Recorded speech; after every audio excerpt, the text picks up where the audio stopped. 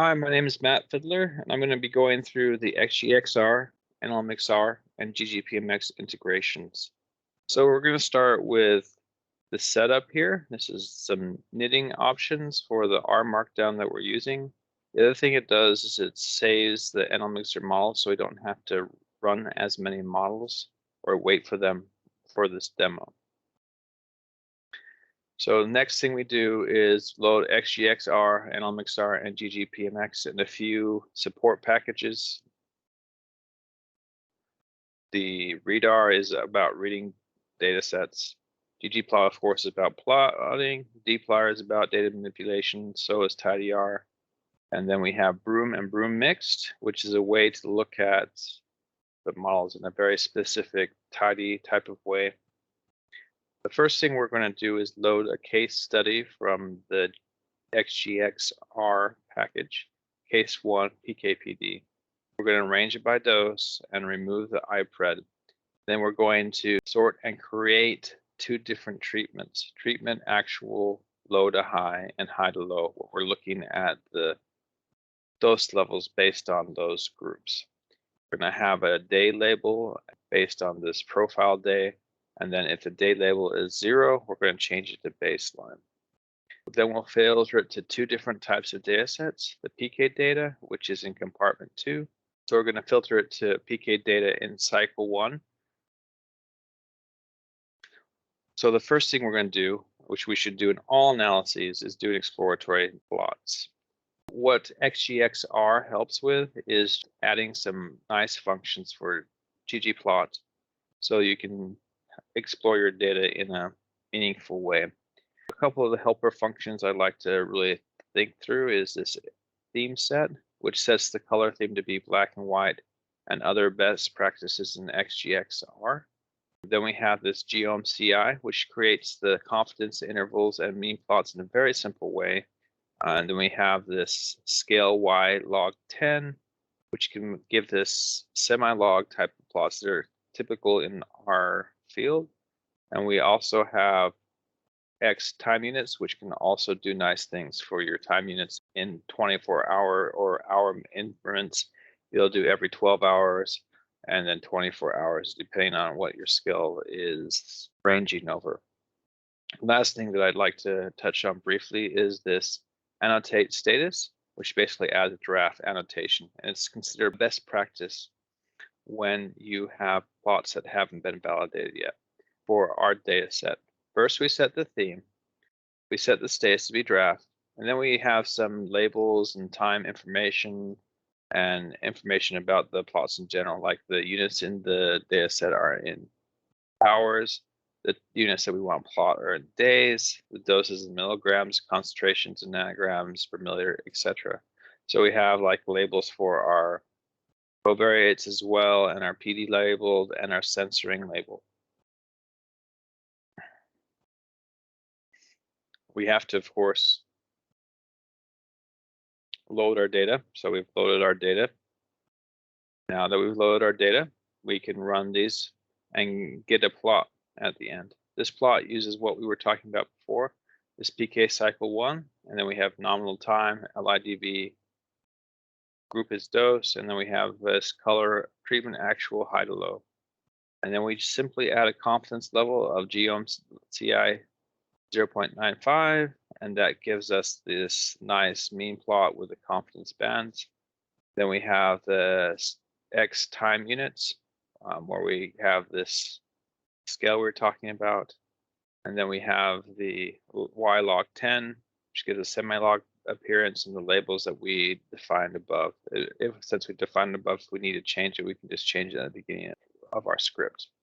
This annotated status lets us know that the status is draft.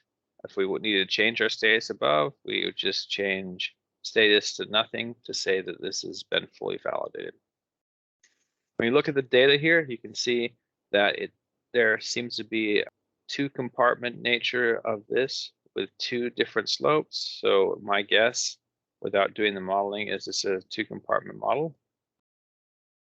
We might want to look at, say, spaghetti plots to see the variability as well as some other features in the data. So what we're going to do here is do something similar, and we do a ggplot of the same data, and then we use lines for everything, and we group it by the ID so you can see a spaghetti plot. And then we add this geom censored. This is from nlmixr to show where the censoring occurs. And then we have geom ci, which is our confidence interval that we were doing before, and we're going to overlay it so we can see the difference between the confidence interval and the spaghetti plot. Since we have the same semantic log plots and we have the same concentration, same labels, and then we have this legend position. And we want to also, since there's a lot more patients here, it's useful to stratify and facet by this treatment. And then we annotate the status. Once we do that, we can see the plot. Let's just evaluate those expressions. You can see that there are a lot of the values here are censored. That's what you see with this red values here. It tells you that the censoring is from -infinity to the LLOQ. And these are semi-transparent. So if they're red, that means there's a lot of censoring. As you can see, as it gets higher, it becomes pinkish, showing that there's less censoring, but it does occur at the higher dose. You can also see the variability seems to increase slightly as you get to higher doses. The next thing we want to figure out is if this is a dose linear type of situation. The way that's typically done is dividing the concentration by the dose and see if they overlay.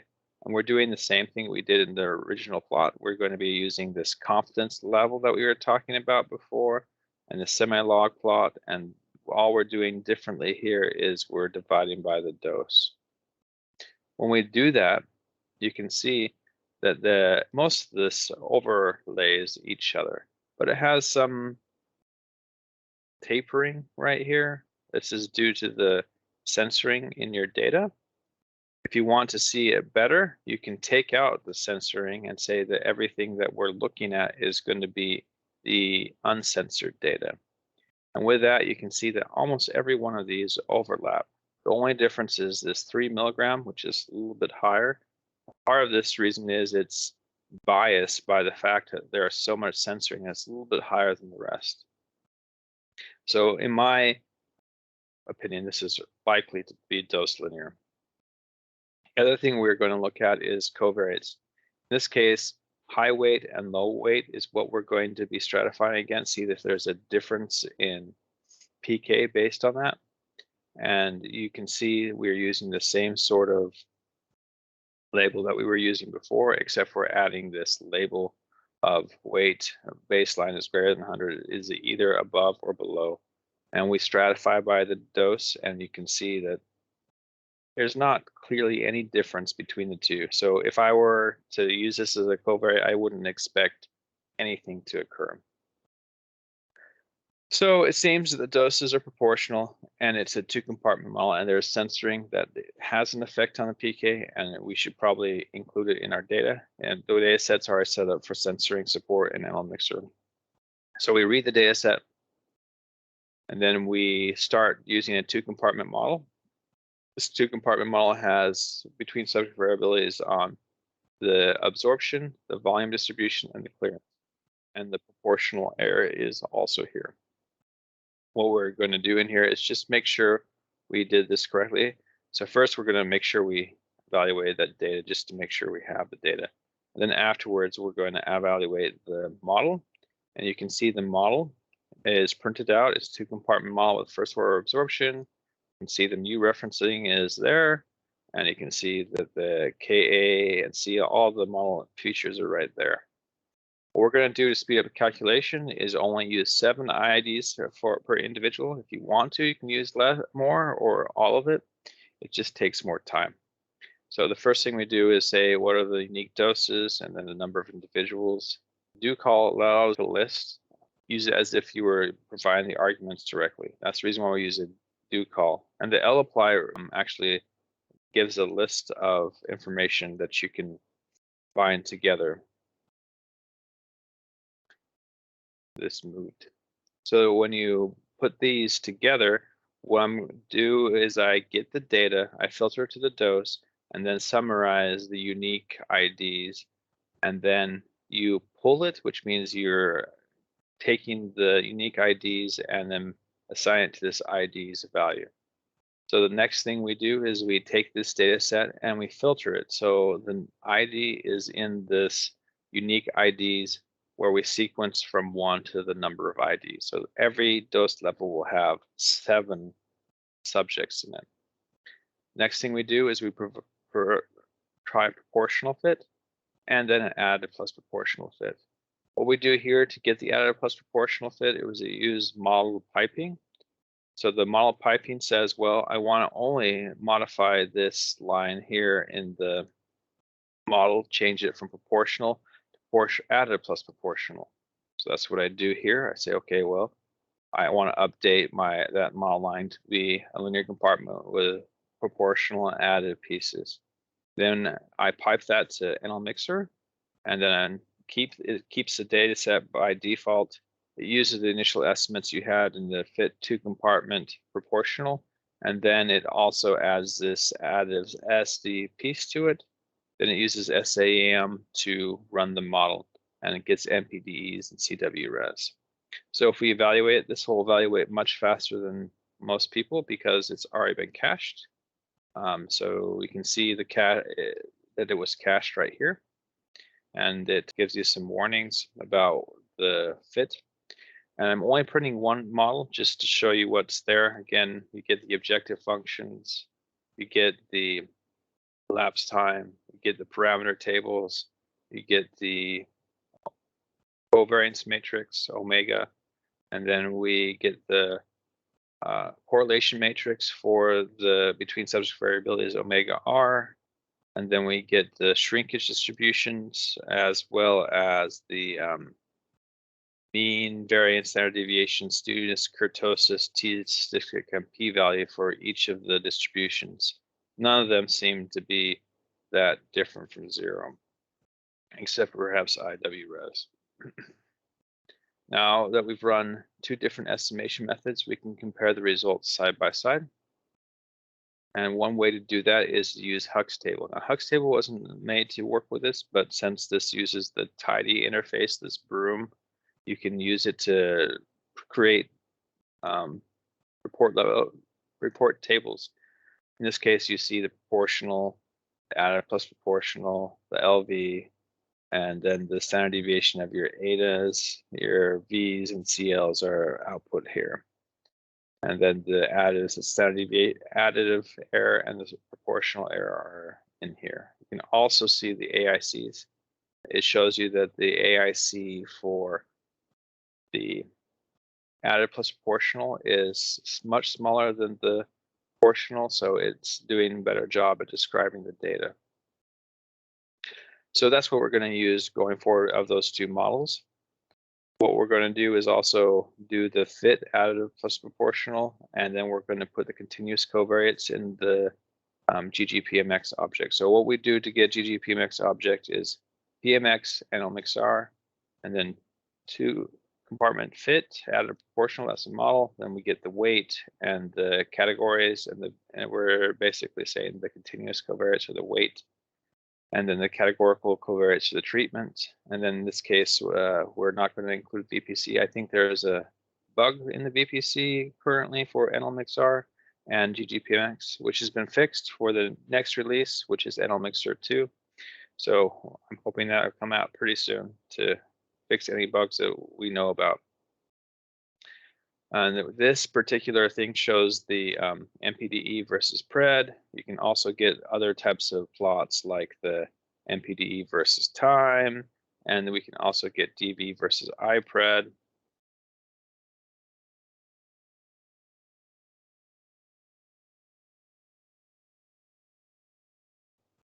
DV versus PRED.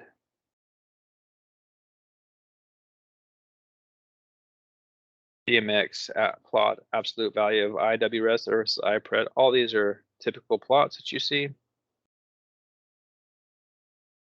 And we can also get individual plots.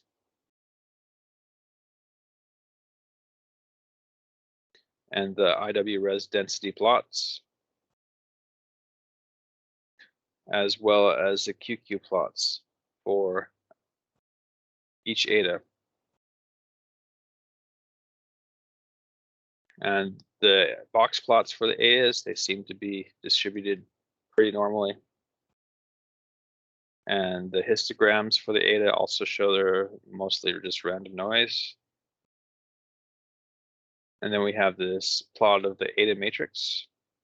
As a eta matrix correlations, most things are not terribly correlated except for perhaps the clearance and volume, which typically show a correlation. So we could see if that is something that helps the model or not. And that's just something you can do with nlmixr by adding the covariance between the two.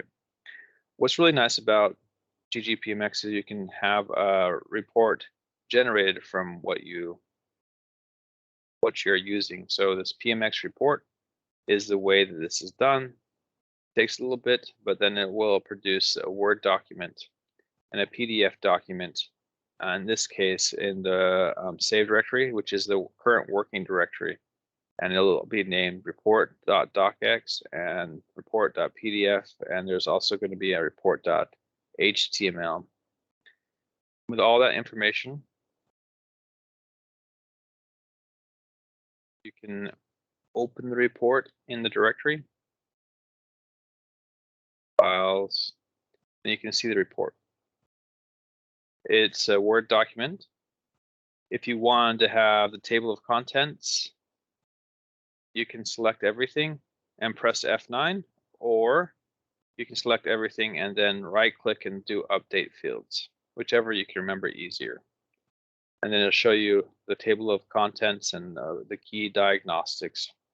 In this case, it has, just like the other place that we were looking at, it has a parameter table which has the objective function, the parameter values, the relative errors, and also shrinkage for like eta CL, eta KA, eta V, and then the standard deviation estimates for additive error and proportional error. And then it has all these plots that we just were talking about. It just puts them out and has these standard plots that are considered good best practices to look at, including the covariates that we were talking about in the beginning.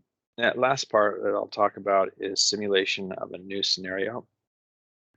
Once you have a model, you can also use this model to simulate in RxODE with a new situation.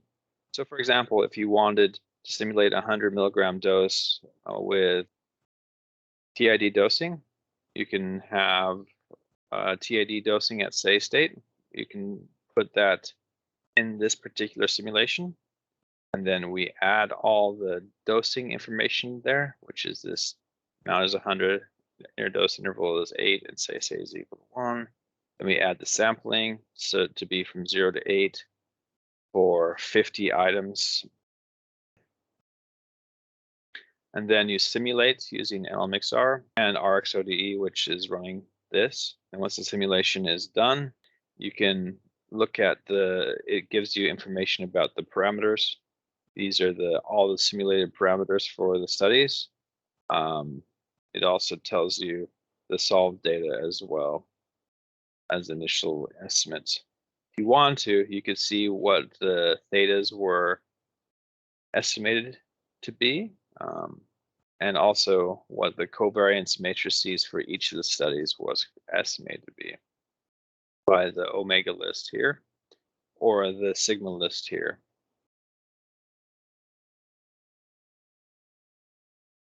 It's also easy to create a plot to see what's going on in the simulation. In nlmixr, RxODE, you can plot the simulation, and then you can tweak the time and the plot using this xgx scale that we were talking about, and see the TID simulation on a normal scale and on a semi-log scale. So with that, you can see that you can start analysis from the very beginning in R, doing the dataset creation, doing the exploratory analysis, run the model in nlmixr, give the analysis data, and then with that, read it all into ggPMX, create figures for a report simply with just a single command. And from there, if you have new scenarios, you just simply create the scenario with the RxODE event tables, and you can simulate a new scenario. So you can have end-to-end development from beginning, where you're exploring, to the end, where you simulate new scenarios. And that's the power of having these open source tools in one place. Thank you for your time.